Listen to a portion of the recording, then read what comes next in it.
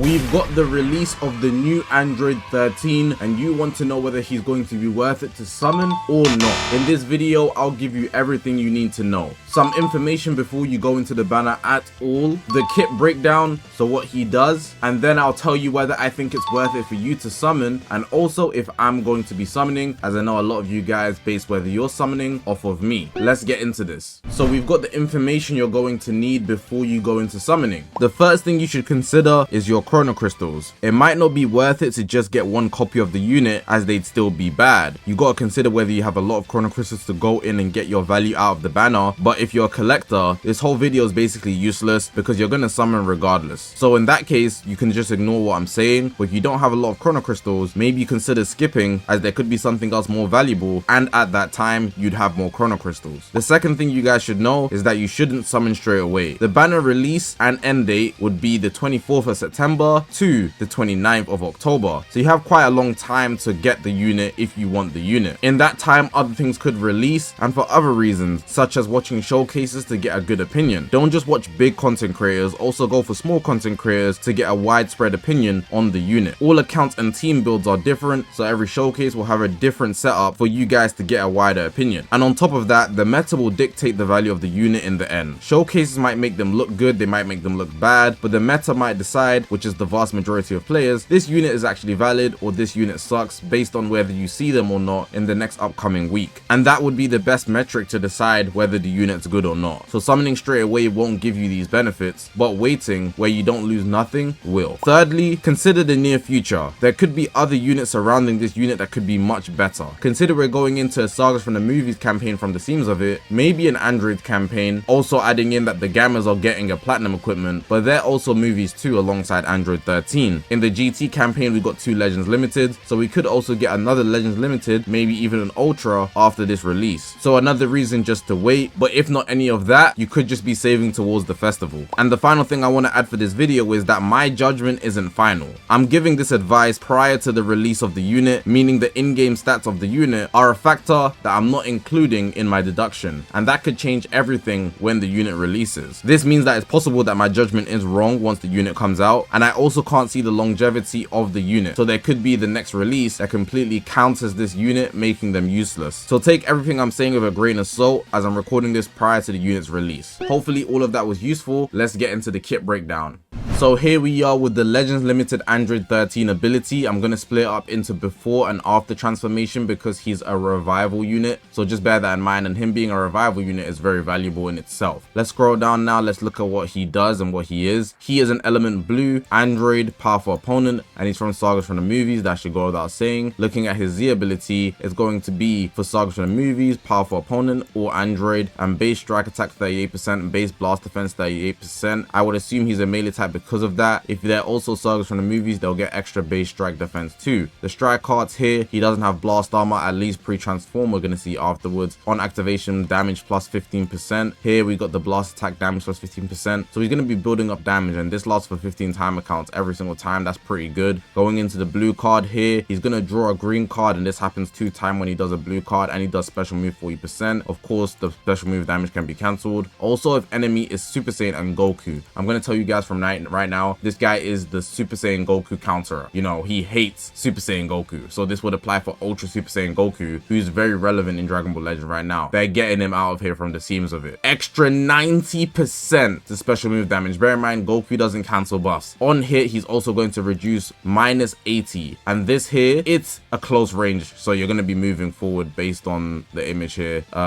Which is obviously inconvenient, but you know, you gotta deal with it. We got the green card here. Draw 1 card, key 30, and nullify attribute downgrades and abnormal conditions 10 timer counts. It also cancels enemy buffs. Now this is the grab type. Also, if enemies are Goku, shock. All enemy sub counts +3, which is crazy. And if it hits, you'll take -1 Dragon Balls, and you can combo it into anything. It's the forward moving green card, so just bear that in mind. Going into the main ability, destroy 2 cards, draw 1, each of special move and special move arts. So this is going to be the blue and the green card. Both balls you're going to draw, which is nasty. Health 20%, key, ally health restoration, which is super nice, and all enemy arts cost +15%, 15, sorry, which is going to be very inconvenient for whoever you're you're fighting. Going here into the start ability, so unique gauge starts at 20%. I should let you guys know from now he has the evolve gauge. You're gonna see that later. He has 260% damage uncancelable. He does damage against Super Saiyan and Goku enemy plus 40%. So not just Super Saiyans in general, right? Specifically Super Saiyan and Goku. It has to be both in combination, I believe, and you'll do extra 40%. So specifically against Ultra Super Saiyan Goku, he's gonna be very good. Damage guard here plus 180%. That's actually a good number. That's basically Metal Cooler straight off, and this is pre-transform, by the way, pre-revival. Key recovery plus 50%, and revive and transform into Fusion Android 13. He's gonna get 70% health back, and allied damage plus 20%, which is uncancelable, so decently supporting his team as well. If an enemy battle member is Goku, unique gauge plus 20%, seal enemy special and special move arts plus 15 counts. That's gonna be very inconvenient, so he really hates Goku, bro. All enemy damage received plus 30%, so they're gonna take more damage as well. All of this very inconvenient. Cool. Going into his unique ability here. On enemy confrontation, so whoever is in his face, he's gonna draw a card. So it's not an entry, but it's based on someone that's facing him. So if the person switches out, you also draw a card, which is useful. Same thing for key. You also go type neutral against the damage you take. So if they're switching while they're attacking you, they try to switch to a green, for example, when they're attacking you with a red, you will go type neutral for damage you take for free timer counts, which is nice. Enemy draw speed -2, seal enemy blast arts to kind of 2 timer counts. The enemy minus draw speed -2 is crazy, by the way, and that's free timer counts. Their combo's not going anywhere. On strike / blast special arts use based on unique gauge level. So he has the evolve gauge, and every time he goes up a level, he can go to level 5 at max. Pre-transform, it only goes to level 3, right? Like there's only benefits from level 3 besides from the gauge doing what the gauge does. But because he's the revival unit, this is actually great because you're actually going to be able to get to the level 5 because you're meant to be doing all the work pre-transform. Basically, if you're revived, then you can actually utilize him properly at level 5. So here we have nullify cover changes. So this at level 1 when you press a strike, blast, green card, and then these effects reset when you switch. At level 2, he's gonna have draw speed every time he presses a card, so the first time basically, and then the third time he's gonna have protect key, and it gets better post transform, which I'll show you obviously. When hit with by an enemy arts, this happens one time. He's gonna destroy the enemy's entire hand, enemy key -100, and seal all the enemy's main abilities for 5 timer counts, which is crazy. Even though it's only one time, this is actually nuts. On return to standby, key plus 30, ally health 10%, so he heals his allies, and cancel ally abnormal conditions, which is nice. This can happen every single time. When not defeated, an ally is prevented from switching. Activation shared before and after transforming. Enemy key -40. This can happen 3 times, by the way. Seal enemy rising rush. This happens for 5 timer counts, and seal all enemy main abilities 5 counts. Very annoying disrupt, I'm not gonna lie. When not defeated, an ally is prevented from switching. They can't switch, bro. Like one of your allies, you can't switch out to them, right? They can't switch, whatever's gonna happen. He's basically gonna stop that from happening. So it's simply the gauge field from Ultra Super Saiyan Goku nerfed, which is nasty. When on standby, an enemy activates a ultimate awakened arts or rising rush. Sub counts -4, and enemy ultimate / awakened arts power -30%.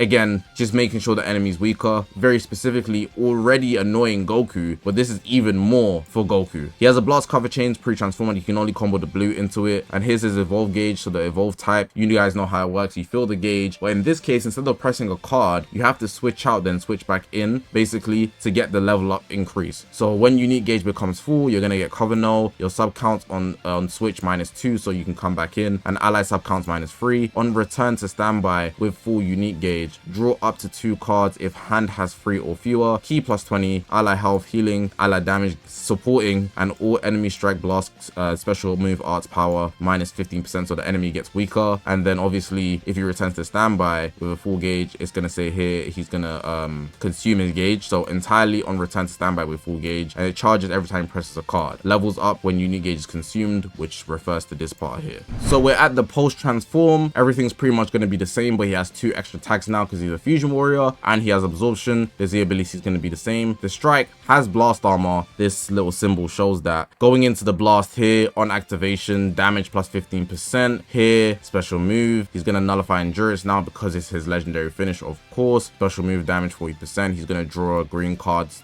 which is nice. If enemy enemy Super Saiyan Goku, the damage is going to be the same. It's still like, you know, the forward moving type has blast armor. The green card also has blast armor. Here he's going to cancel enemy buffs, so it's pretty much the same for the most part, but all damage received plus 20% as well. The main ability is going to draw a blue card, health plus 25%, key ally rising rush damage plus 50%. Now this is crazy, especially if you play Proud. You know, it's a bit more difficult to build teams. If you play Proud, bro, this 50% is like a guaranteed kill every single time, and if you're not winning off killing them, you're gonna win off damage. That's nuts. Still enemy rising rush as well, which is very useful. You can press it in the clutch. On transformation, he's gonna get 40% extra damage. So I believe if we go to his pre-transform, right, if I scroll all the way to the top, we can compare the numbers to add on top. So if we look over here, the start ability, his damage was 260 and his damage guard was 180, and now we go into his post-transform, right, after he revives, you get extra 40, so you're going to be doing 300%, and the damage guard is 200% now. That's really nice. On enemy character confrontation, this for the most part is pretty much the same. You know, you're going to be getting a card, key, go type neutral against damage you receive. There's 2 extra levels now for the, you know, evolve gauge you get benefits from. I told you there's 5 in total, but he only had the first 3 pre-transform. Now he also cancels attribute downgrades at level 4, and at level 5 nullify element disadvantages, so he goes type neutral completely, and all of this is one time, and of course they all apply even if you're at a higher level, because it says 1+, 2+, 3+, 4+, and you'll stay at 5. When hit by enemy arts, unique gauge plus 20, so he gets benefits there as well, where he usually fills his gauge by hitting, but he also be able to fill it by actually getting hit. On return to standby, healing key, this is all the same before pretty much. When not defeated, an ally is prevented from switching. This is also pretty much the same as shared before and after. This is exactly the same, shared before and after. His cover changed to a strike, and the evolve gauge is also pretty much going to be the same. You know, you nullify cover changes when it becomes full, and when you return to standby, you can obviously empty it that way, and then you also get these benefits for whoever you switch out to, key, ally health, ally damage, you know, supporting the team. That's pretty much it for his kit, and honestly it's a pretty good kit. Now you want to know whether you should summon or not, and honestly I think you should definitely wait, but I do think he's really good. He's going to be a huge counter to Ultra Super Saiyan Goku, as I showed you throughout his whole kit. A pure hindrance. His element being blue doesn't make him type advantage over Goku, but instead it does make him type advantage over the likes of Ultra Super Saiyan 4 Vegeta and Kaioken Goku from the part 2, and he still does also hinder that Goku. There's also the Tag 4s, Bomku, there's been a bunch of Gokus, so this Fusion 13, Android 13 is going to be a very huge impact if you do decide to summon on him. Tags I would recommend summoning for, if you do like this unit, you should go Saga for the movies if you're a Fusion Warrior fan, because Fusion Warriors don't get a lot of things, you know. This guy can actually fit in. And I will also say androids, but just be wary because I know Android is very blast heavy. This guy might throw off the team, but in most cases it won't make that much of a difference. Those are the 3 I would recommend. Powerful opponent as well, but that's more on the outskirts. But generally speaking, this guy is obviously looking good. He's going to be a big counter to Ultra Super Saiyan Goku, and I think if you main any of those 3 tags and you wanted to invest in him heavily, you would get your value out of him, honestly. But I just simply think you should wait, because it's very likely they're going to drop something else, and that could throw off this release and its potential value. But it's a revival unit with an evolve gauge. It hinders the enemy a lot, has disrupt, depowering the enemy whole team. Like, it's a lot you could want, to be honest, and it will make you feel like you are stronger than you are because of all the work that Android 13 is doing behind the scenes. So honestly, I think he's a good release, but I'm actually pushing you guys to wait, specifically in this case because he's the first release for this Sagas from the Movies campaign, which could also be an Android Saga campaign, but I'm pretty sure it's a Sagas from the Movies campaign because of the movie that they're actually showing. But yeah, that's my advice for whether I think you guys should summon regarding Android 13. Now, a lot of you guys would want to know whether I am going to summon, and off rip, I thought that I wouldn't be summoning, but I'm not going to summon straight away either. I think his kit is very good, and having a revival unit on my Fusion Warrior team would be very helpful, especially because it's very likely they would still go the Fusion Warrior route in the next celebration, the festival. Right now, 2025 has been unpredictable, so I can't even push it as a guarantee in comparison to the past 6 years. You know, they go 1 year and people act like it's never happened before, but it happens every single year, you know. This year, they just really been quite unpredictable, so I don't want to push that idea, but if they did, having this unit would be very useful.